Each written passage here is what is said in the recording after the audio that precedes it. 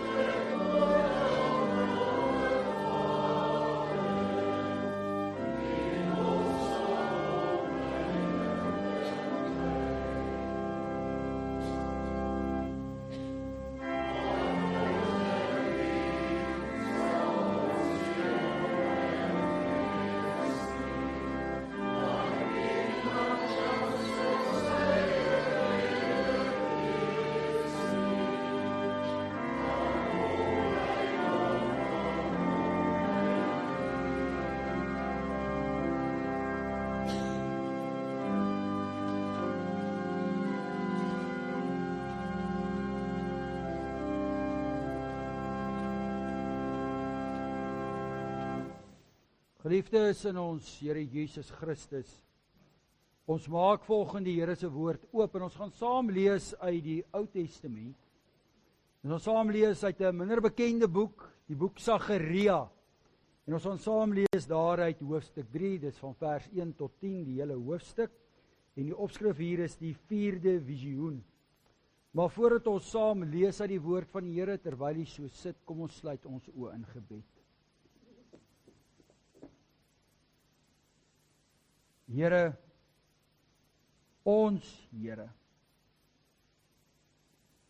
Dis vir ons elke keer 'n groot voorreg en 'n besonderse geleentheid om hier by een te mag wees.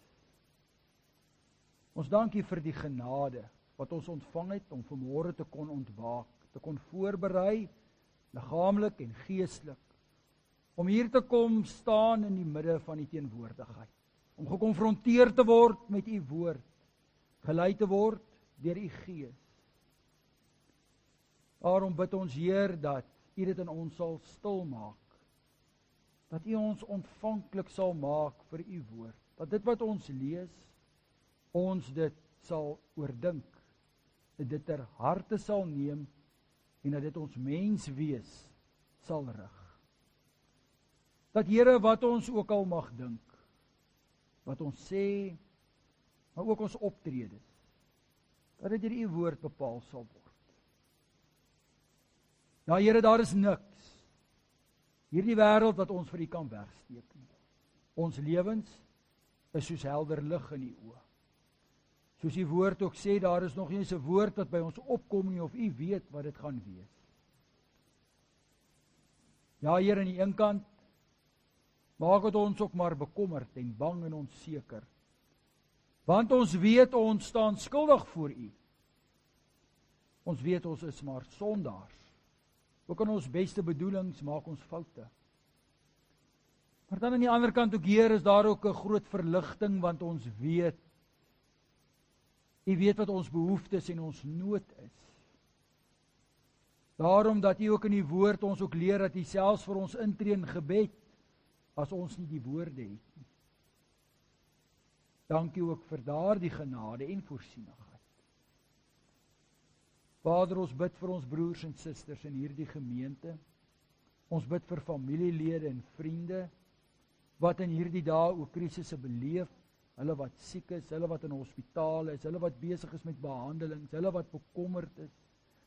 Here, daar waar hartseer is en verlang en gemis is na die vooruitgaan van 'n geliefde. Vader, bid ons dat elkeen, ook ons in ons harte, weer versterk sal word in daardie ontwyfelbare wete, daardie vaste geloof dat U met ons is, dat U met ons op pad is na 'n ewige woning, en dat hierdie omstandighede en hierdie wêreld met al sy probleme en uitdagings en bekommernisse en onsekerhede die finale adres is nie.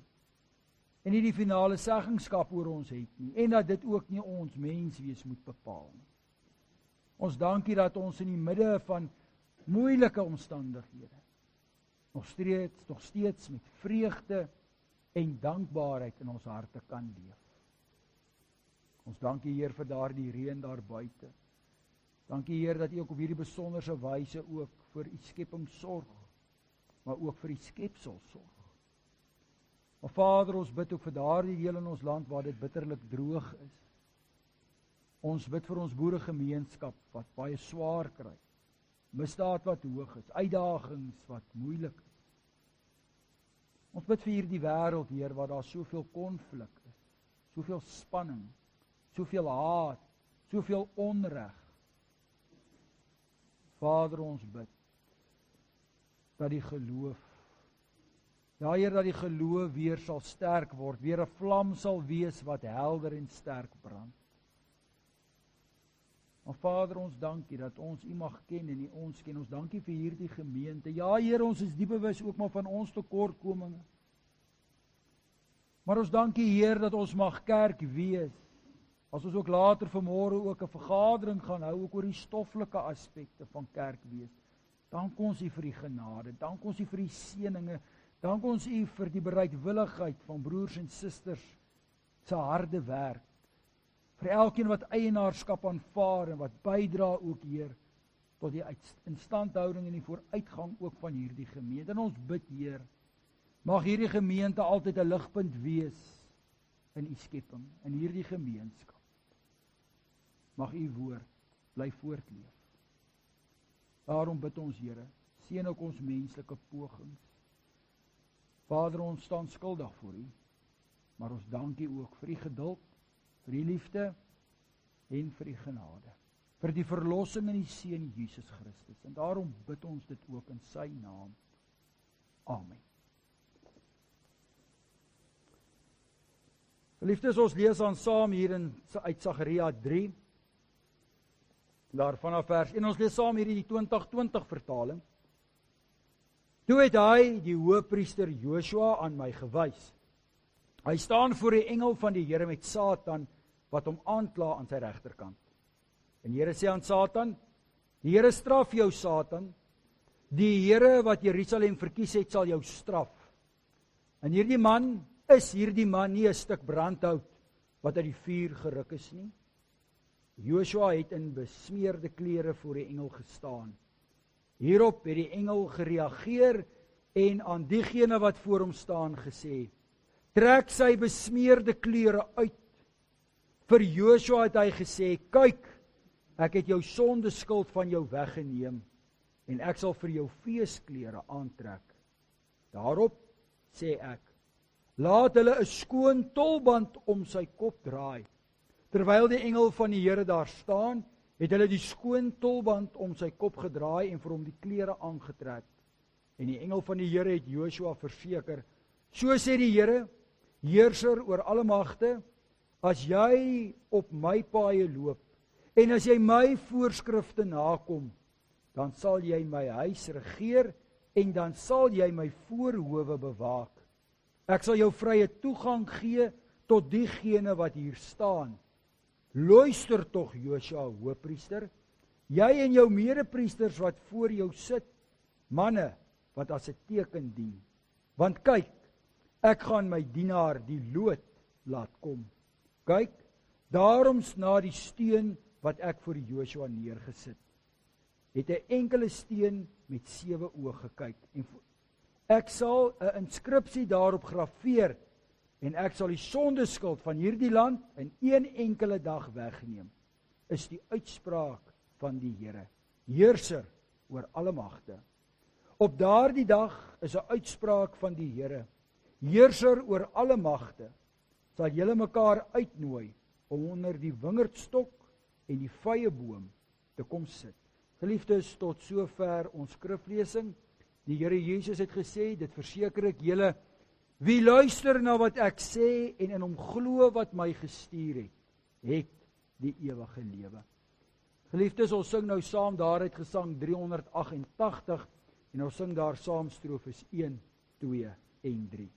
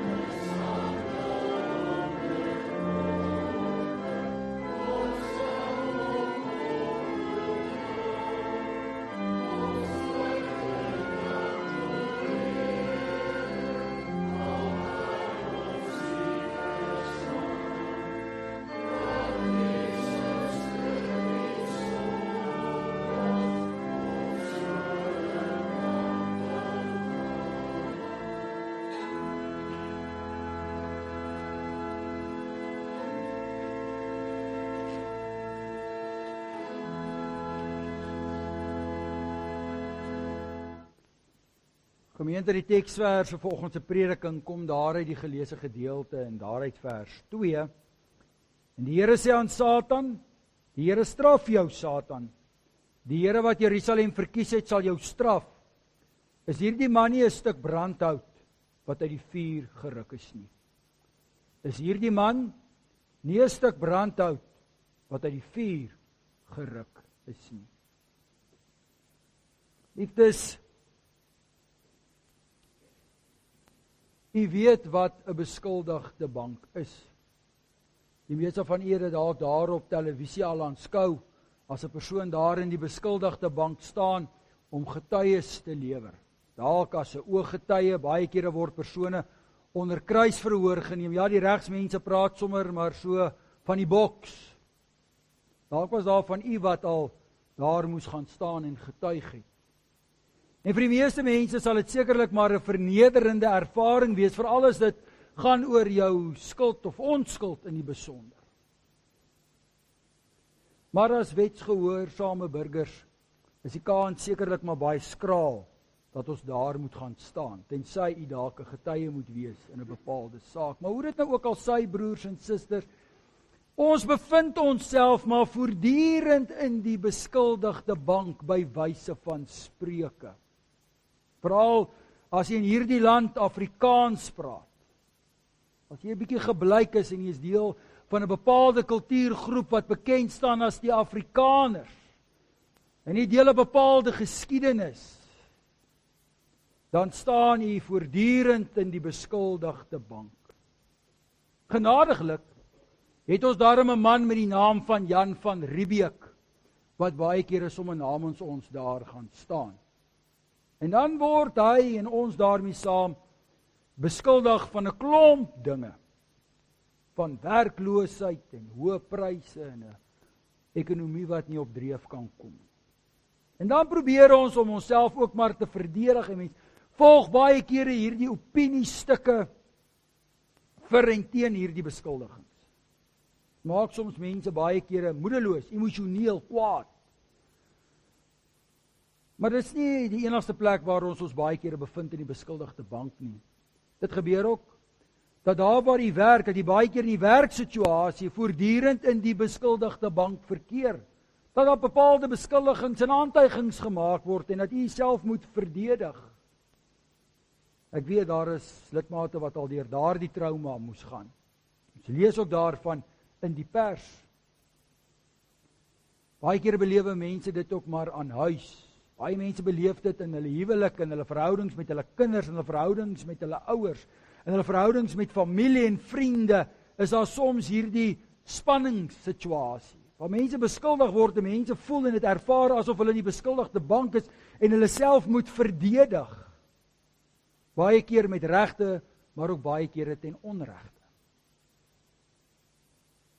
Maar dan geliefde, ervaar ons dit baie keer ook maar in die geloof. Ons plaas onsself baie keer in die beskuldigde bank. Ons voel baie keer ons staan voor God, want ons weet ons kan vir die Here niks wegsteek nie. Die Here weet alles, die Here ken alles, die Here sien alles. En dan weet ons staan skuldig. Daar is niks wat ons kan sê of kan doen om voor God weg te kom. En dit is baie keer 'n geweldige skuldlas vir mense. Hierdie gewig wat hulle met hulle saamdra. Want die probleem is, broers en susters, as jy 'n beskuldigde is, dan is jy baie keer 'n gevangene. Jy's nie vry nie. Dit takel jou af, geestelik, emosioneel en ook soms fisies. Die vraag vanmôre is dit regverdig om in die beskuldigde bank te wees? Is dit wat dit beteken om 'n gelowige te wees, om voortdurend kop onderste bo te loop, jammer te wees vir alles? Want aan die een kant, broer en suster, erken ons en weet ons dat ons skuldig is. Ons hoor dit so baie kere uit die prediking, dat ons skuld moet bely. Ons gaan dit later vanmôre ook weer by monde van die ouderling doen. So as ons dan ons skuld so bely, dan impliseer dit tog dat ons skuldig is, en iemand wat skuldig is, kan tog mos nie vry wees nie. En dit bring ons by hierdie gedeelte wat ons vanmôre saam gelees het, hier uit Sagaria hoofstuk 3. Baie interessante gedeelte. Ons moet hierdie gedeelte in hierdie boek eintlik plaas binne 'n bepaalde historiese konteks. Sagaria tree op in die jaar 520 voor Christus ongeveer, saam met 'n ander bekende profeet Haggai. Nou as ons die profeet se naam Haggai hoor, dan dink ons onmiddellik aan die herbou van die tempel. Dit vind plaas nadat die volk uit ballingskap uit teruggekeer het. Hulle was destyds so ongeveer vir 70 jaar en sommige selfs nog langer in ballingskap daar in Babel. En ons weet dat dit 'n baie traumatiese ervaring was. 70 jaar is daar al 'n paar generasies, 'n paar geslagte.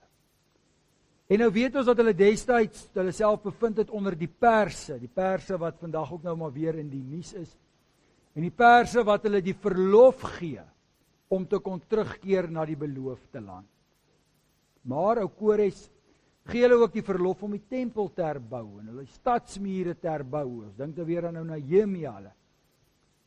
Met ander woorde, om weer as God se volk te kan terugkeer na die beloofde land, was voorwaar groot genade. En 'n ongekende gebeurtenis. So iets gebeur nie. Wat gewoonlik maar gebeur het in daardie tyd, dat as volkere in ballingskap weggeneem is, het hulle met daardie plaaslike bevolkingsgroepe so geassimileer, dat hulle eintlik later verdwyn het. Hulle het hulle eie kulture en godsdienstige gebruike verloor. Maar die volk van God nie. Nee, hulle kom terug. Maar dan moet jy ook onthou, dat daar ook maar 'n groot gedeelte was wat destyds agtergebly het. Sou kon sê dalk nou die minder belangrik is. Onthou daardie tyd in ballingskap was dit maar die regeringslei, die konings en die priesters en so meer wat in ballingskap weggevoer is, die staatsamptenare. En hierdie mense is ongemaklik met hierdie klomp mense wat terugkeer, veral na 70 jaar, daar's geen familiêre bande meer nie. En nou kom hulle maak aanspraak op 'n klomp dinge. Hulle wil eintlik weer 'n leidende rol kom speel hier in Jerusalem, hier in Juda. So daar is spanning, daar is konflik. En is in hierdie omstandighede wat Sagaria moet optree as profeet. Hy is die tussenganger tussen God en hierdie mense, hierdie groep mense waar daar tweedrag is. En dan kom die Here in 'n reeks visioene, 8 van hulle. Maar Sagaria het in 'n sekere sin baie maklik gehad, want saam met elke visioen het daar 'n engel gekom en die engel het dan hierdie visioen verklaar en al wat Sagaria moes doen was om dit so te gaan oordra aan die volk. Maar daar kon nie misverstand wees oor die boodskap nie, behalwe een. En dis daardie een waarvan ons vanmôre gelees het, hierdie 4de visioen. Daar is nie 'n engel nie, daar is nie 'n uitleg nie. Maar tog verkeer hierdie visioen op 'n besonderse vlak, 'n baie persoonlike vlak, 'n situasie of 'n visioen wat hierdie volk se situasie so mooi verwoord, wat in die hartklop van die huidige omstandighede kom. Soveel so dat 'n engel nie nodig is om dit te verklaar nie. Elkeen van daardie volk wat daar teenwoordig was, as Sagaria die woord spreek, het hierdie visioene net gehoor nie, hulle dit beleef, beide van hierdie groeperings. En hier kom die beeld van hierdie beskuldigde bank na vore. Maar nou moet ons ook eers gaan stil staan by hierdie siege van die mense wat teruggekeer het. Wat het in die hart van hierdie mense geleef? Liefdes, voor die ballingskap, so baie kere vir mekaar gesê het, was daar hierdie versekering, hierdie vaste geloof, hierdie vaste sekerheid, dat God is hulle is God se volk, en die tempel is daar waar God woon op Sionsberg, hulle is in Dawidstad, deur 'n koning wat deur God aangestel is, en hulle sal regeer tot in alle ewigheid toe. Hulle is onaantastbaar. Dawid het dit tog ook vir hulle duidelik gewys. Selfs toe die Noordryk weggevoer is in ballingskap, was die Suidryk gespaar. Nog 'n verdere bevestiging van hierdie sekerheid. Maar dit was 'n valse sekerheid, want God het hulle gewaarsku. Maar deur hulle eie toedoen Deur hulle sonde en hardkoppigheid beland hulle dan in Babel. Ook maar soms onder moeilike omstandighede. Maar benewens dit word die tempel verwoes in die jaar 586. 'n geweldige slag vir die volk, want vir hulle dit beteken dat God het hulle verlaat. God woon nie meer in die tempel nie, hy is nie meer op Sionsberg nie, hy is nie meer in Jerusalem nie. Hulle is nou op hulle eie. En dan daar in ballingskap kom die volk tot inkeer. Aanvanklik was hulle maar baie hardkoppig. Hulle kom met 'n klomp redenasies. Ons dink dan veral hier aan die profeet Jesegiel, waar hulle ook maar vir hulle profete gaan soek het om vir hulle te sê wat hulle graag wou hoor. Maar éventueel dan kom hulle tog wel tot inkeer en besef hulle wat hulle gedoen het was verkeerd. En as hulle terugkom, het hulle nie meer hierdie vaste sekerheid nie. Gaan God hulle werklik weer seën? Gaan God hulle werklik weer herstel? Want hulle beleef hierdie teenstand, hierdie opstand teen hulle. En aan die ander kant voel hulle skuldig oor wat hulle gedoen het. Hulle kan nie in God se teenwoordigheid kom nie, want die tempel is verwoes. En nou is die tempel herbou, maar hulle het 'n hoofpriester nodig. 'n Hoofpriester om namens hulle op te tree, want ons weet hoe dit was in die Ou Testament, dat die hoofpriester het die volk verteenwoordig by God. Hy het in die allerheiligste deel ingegaan, hy het die offer gebring namens die volk. Hy was met ander woorde daar die kontakpersoon tussen God en volk, en so kon die volk dan ook daar by die tempel weer hulle offers bring, en tot God nader, en God se teenwoordigheid kom. Dit was die gedagtegang, die praktyk in daardie tyd. Maar wie? Nou kom die vraag. Maar wie gaan in daai tempel in? Nou kyk almal vir Joshua, of Yeshua soos die 83 vertaling sy naam vertaal. Maar daar's 'n probleem met Joshua. Want sy oupa is dood in ballingskap, en hy het meegedoen aan die sonde en die verval daar by die tempel as priesters. Sy pa Josadak was ook daar. Hulle was deel van hierdie hele sonde en straf, hierdie oordeel van God. En Joshua was die bewus daarvan. Daarom dan ook hierdie beeld van die vuil klere. Onthou, 'n hoofpriester het die volk verteenwoordig. Soos ons hierdie hoofpriester Joshua sien hoe die vuil klere, dan is hy eintlik die simboliek vir die hele volk. En nou bekom die duiwel, want dis presies wat die duiwel doen. En hy kla hom aan. Tempel is herbou. Maar hierdie ou kan nie hoofpriester wees. Kyk hoe lyk hy. Hy's onrein. Dink aan sy sondes en al die verkeerde dinge wat hy gedoen het. En so verwoord die duiwel ook wat in 'n klomp mense se harte reeds geleef het, veral die wat agtergebly het destyds. Hierdie skurk in sy familie kan tog nie in die tempel kom. Nou wie gaan dan in die tempel kom? Die Satan het maar 'n bose plan, en dis maar wat hy doen. Is dit nie wat hy destyds maar ook met Adam en Eva gedoen het? Ons verwys so baie kere daaraan, of ag, daar gaan niks gebeur nie. Die Here is bang julle word soos hy, daar's die gevolge nie eet. En dan wat gebeur na die tyd, dan kruip Adam en Eva weg, die mens kruip weg. Hulle kruip weg vir hulle sonde, want hulle voel skuldig, want dis wat die duiwel doen. Hy oortuig jou eers daar's nie gevolge nie, en later kla hy jou aan en vertel jou hoe sleg jy is. Maar dan kom die Here en hy antwoord by monde van sy engel. Daar is selfs van die Bybelverklaarders wat sê dat ons dit selfs kan inlees as die Here Jesus homself. Waarmee ek nie 'n probleem het nie. Ons kan weet dat Here Jesus reeds van die begin af daar was. En dan die Satan bestraf. Daardie ou bekende woorde in Afrikaans, wyk Satan, wyk. Want die Here ken die Satan en hy weet waarmee die Satan besig is. Die Satan se doel is om die priesters te vernietig, die tempeldiens te vernietig, op die einde van die dag die volk te vernietig. Dat daar geen kontak is tussen God en sy volk nie. Onthou hierdie gedagte, geen kontak is tussen God en sy volk nie. En dan kom die Here en hy sê, trek hierdie man skoon aan. Sit vir hom 'n nuwe tulband, op wat ons weet het ook al by uit 'n vorige teksgedeelte ook daarna verwys. Saam met die bevestigingsseremonie van 'n priester, 'n hoofpriester, was daar hierdie tulband, en op die tulband was daar dan 'n plaatjie of 'n inskripsie, God is heilig. En ons weet dat die reinheidswette 'n baie belangrike rol gespeel het in die volk se lewe. Vir alles het gekom uit by die tempel. So word hierdie hoofpriester weer in sy ere herstel om namens die volk op te tree. Ander woorde, dit is God, wat nie net die hoofpriester nie, maar die besonder hierdie volk rein verklaar. Die ampt word nie net herstel nie, maar die volk kan weer in God se teenwoordigheid kom. Hulle kan die Here weer dien. Daar is weer 'n tussenganger tussen God en sy volk. Maar die belangrikste, broers en susters, is dat nie net Joshua die hoofpriester nie, maar die volk uit die beskuldigde bank geneem word. Hulle word inderdaad vrygemaak. Die Satan kan hulle nie meer aankla nie. Dit moes 'n geweldige boodskap gewees het in daardie tyd. 'n Geweldige visioen. 'n saak van groot verligting en uitkoms.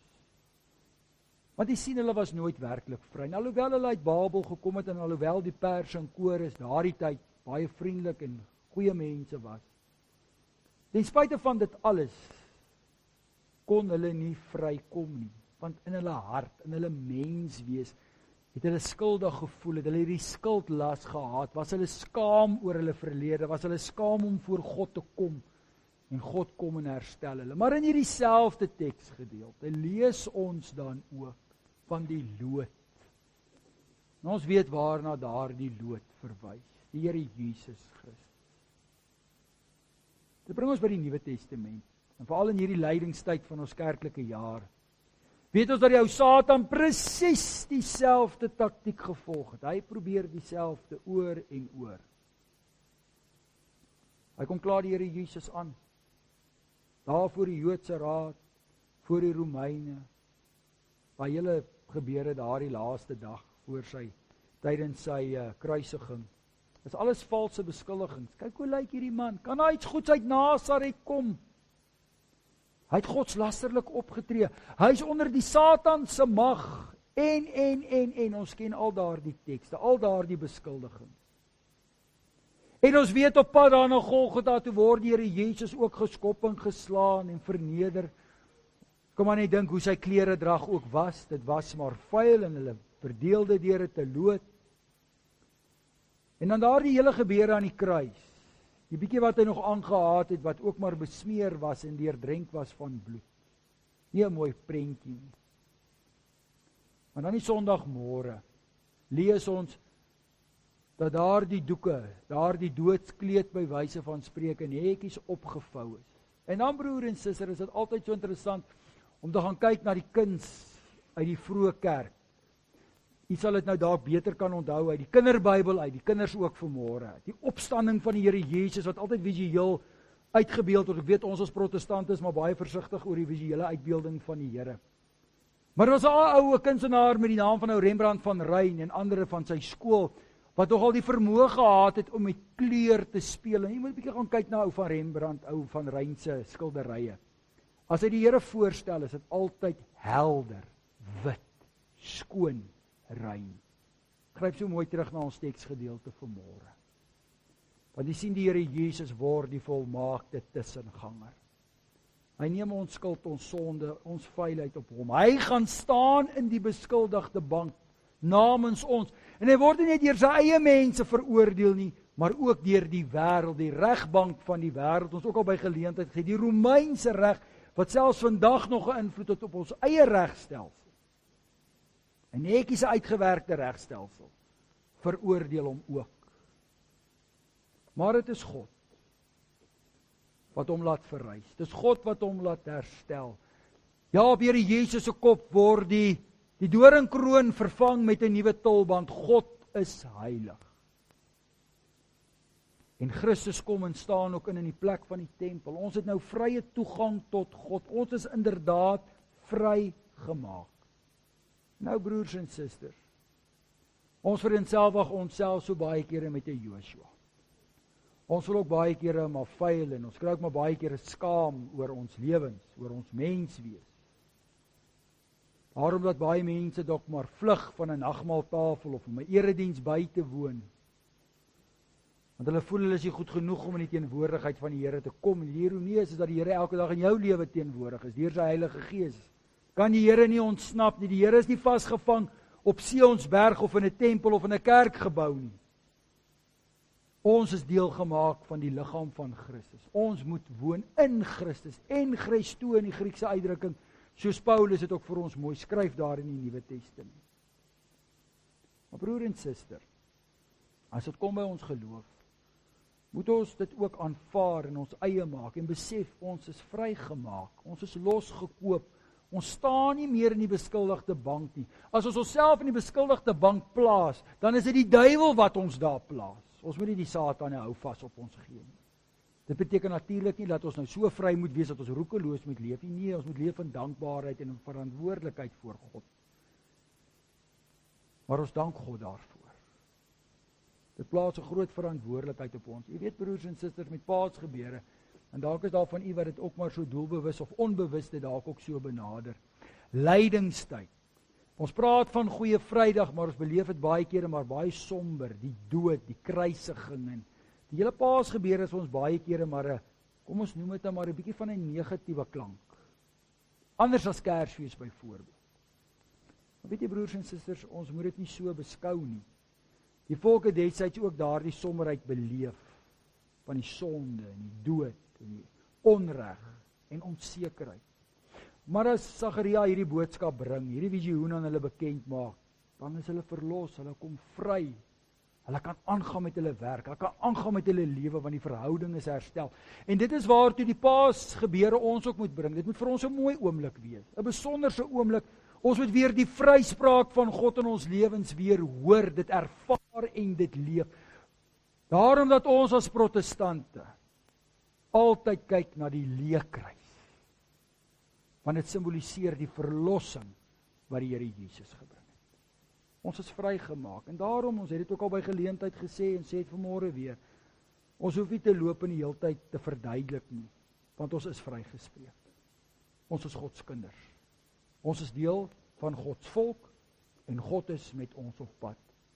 En genadiglik het ons nie 'n hoëpriester Joshua nie, maar ons het die opgestane Heer, Jesus die Christus, die gestuurde, die gesalfde, die priester, profeet en koning van ons lewens.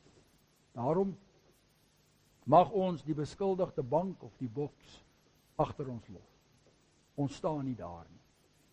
Ons is vry en ons leef onder die heerlikheid en die genade van God. Amen. Broers en susters en kinders, nadat ons in die prediking opnuut verseker is van God se genade en opgeroep is tot geloof, en omdat die woord van God ons ook leer dat ons uit genade deur geloof gered word, laat ons nou staande ons geloof bely. Ek glo in God die Vader, die Almagtige, die skepper van die hemel en die aarde, en in Jesus Christus, sy eniggebore Seun, ons Here, wat ontvang is van die Heilige Gees, gebore is uit die maagd Maria, wat gelei het onder Pontius Pilatus, gekruisig is, gesterf het en begrawe is en ter helle neergedaal het.